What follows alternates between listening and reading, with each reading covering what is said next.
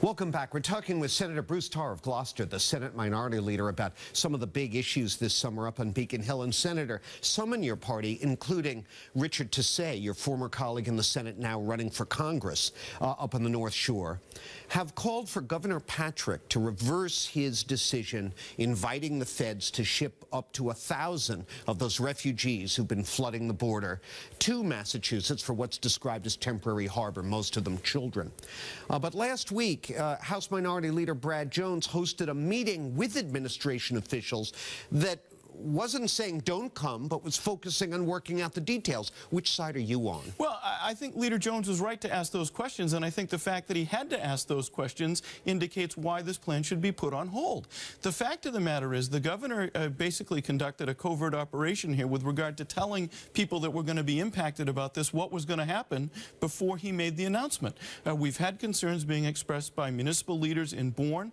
The mayor of Chicopee has expressed concern, saying that the facilities that have been identified aren't suitable for the purpose that they're being tasked with. Yep. Otis Air Force Base and Camp Edwards, yep. They aren't appropriate. There's a lot of concerns about folks, not only about what happens during the pendency of this detention that's being proposed, but what happens if those folks that are being detained can't go somewhere else? What's the plan? And I think the governor owes us all that kind of a follow-up plan before any commitment is made. Number one, to work with partners that are going to be affected by this, including the legislature, who weren't consulted to the best of my knowledge about this decision, including the folks in the communities that are going to be hosting these individuals if in fact the plan moves forward. And I think one thing we absolutely need here, John, is a commitment that no matter what happens, the federal government is going to be responsible for these kids, because that's largely what they are, if not in totality.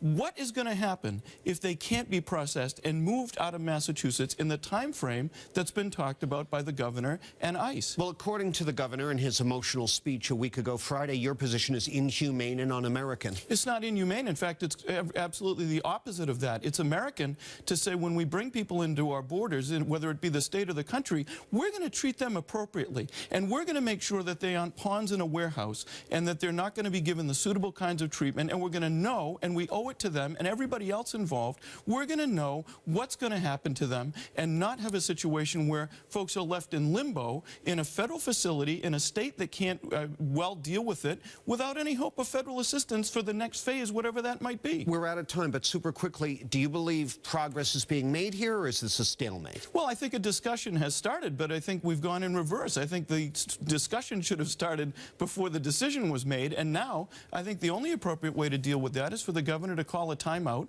and to say, let's make sure we have a good plan, let's make sure these kids are going to be treated right, and our state's not going to be jeopardized in terms of its finances or its human service network.